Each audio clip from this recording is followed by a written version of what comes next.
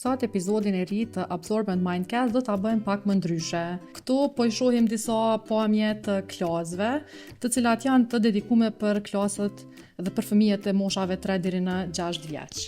Këto klasë janë të dizajnuar me atë mënyrë që fëmijët me mujt gjithmonë me pas qasje në materialet e tyre, edhe me i marr ato e me i kthy sa herë që kanë nevojë me punu me një material të caktuar.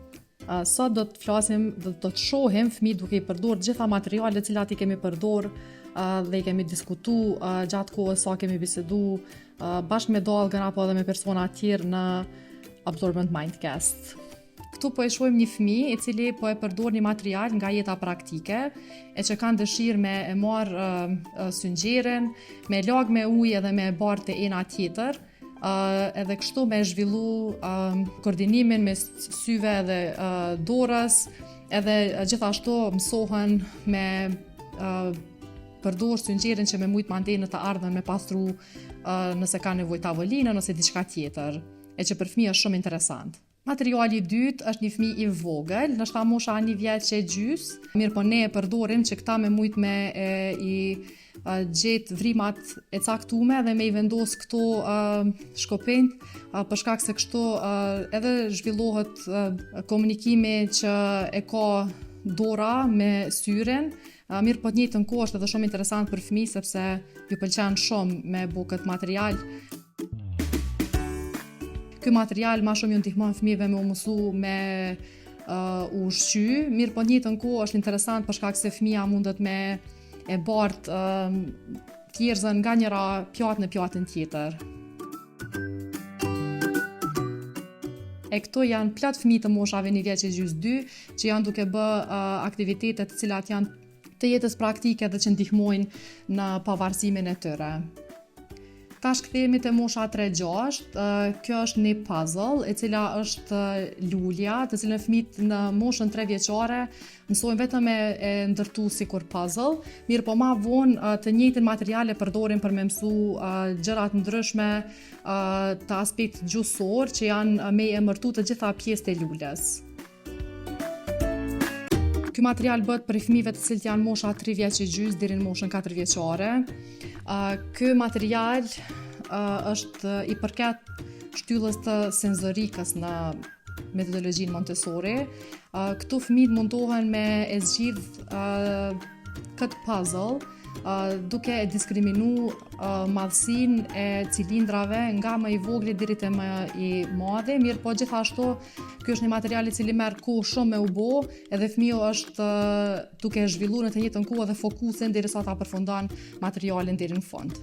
Vazhdojmë me qenë ende në senzorik. Ky material është dekanomi, edhe është një material shumë i gjatë.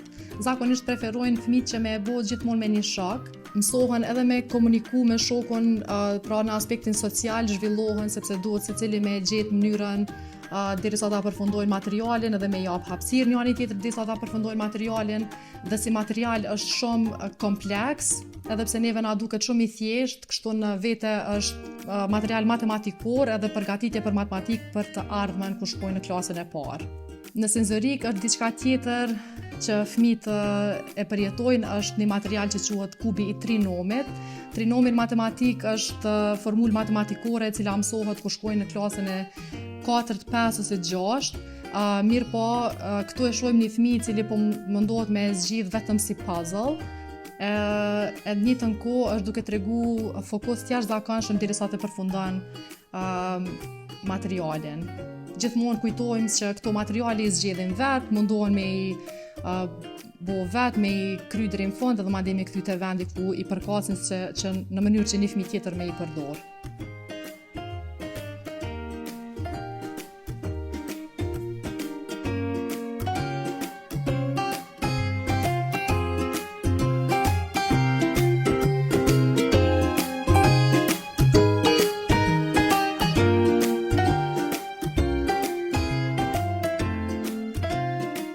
Materiali në vazhdim është në fakt gjeografi, është ku fëmijët mësojnë flamurat.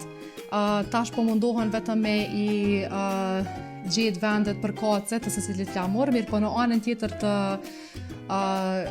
shpërpllakës është harta, ku në secilin shtet është një vrim përkatëse për secilin flamur, edhe kështu mundohen me I gjetë edhe shtetet, edhe mësojnë për flamujt e secilit shtet.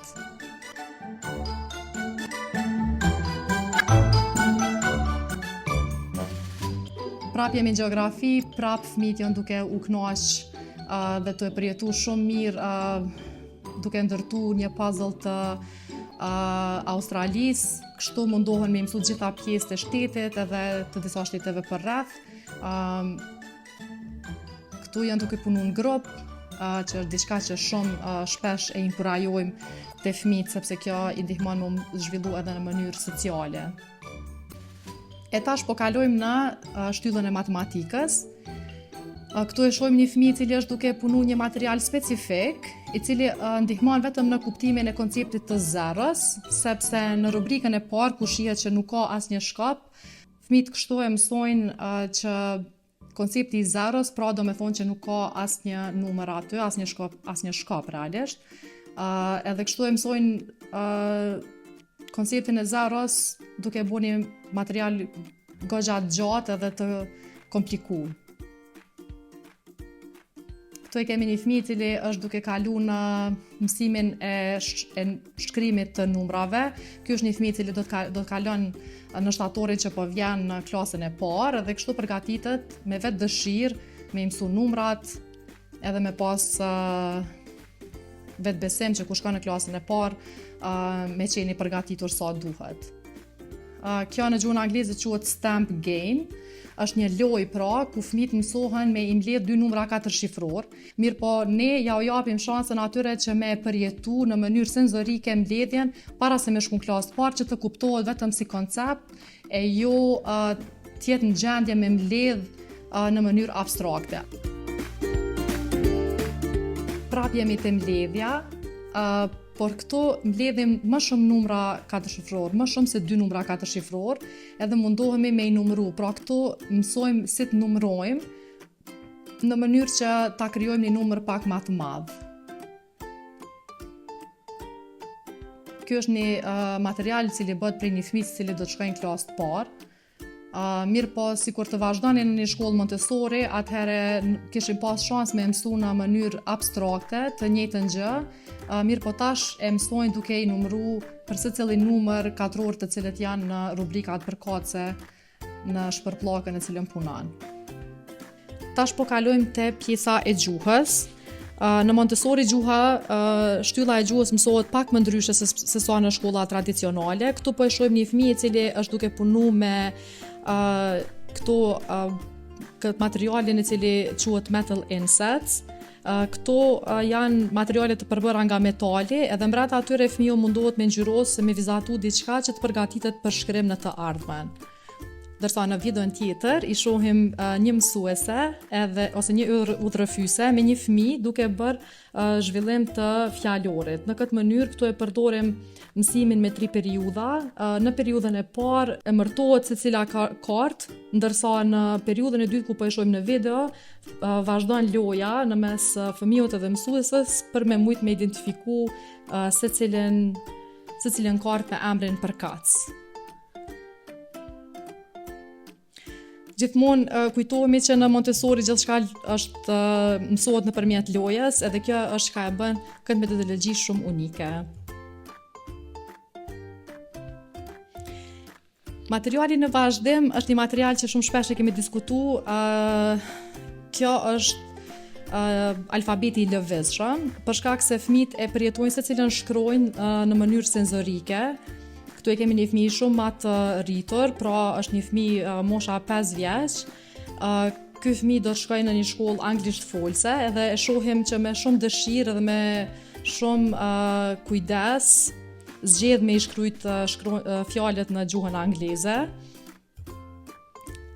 Ky material ndihmon fëmijët shumë në zhvillim të folurit, në zhvillim të fjalorit, mirë po të njëjtën kohë edhe i kupton se si shkruhen fjalët e caktuara në mënyrë fonetike. Kjo është shumë e rëndësishme pasi që edhe gjuha shqipe, edhe në gjuhën angleze ne mundohemi me mësu fëmijët si të lexojnë në mënyrë fonetike. Koncepti të lexuarit mësohet vetëm një herë në një gjuhë edhe mbet me fëmijët për ta njëjtën. E bukuria e vërtet e Montessorit është një fëmijë në moshën 3 vjeç që mundohet me i kthy gjanat në vendin e vet. Këtu kemi një fëmijë që po mundohet me i kthy një tepih të cilin ata e përdorin për me punu në tokë, atëherë kur zgjedhin me punu me materiale të cilat janë pak më të mëdha. Diçka e rëndësishme që bëhet në shkollën Nido Montessori School është që fëmijët çdo herë e përdorin kohën e tyre për me i përgatit një zamër për fëmijët. Këtu e shohim një fëmijë pak më të madh, e cila është gjithashtu edhe lidere e grupit, e cila do të mundohet me e shërby zamrën për fëmijët e klasës.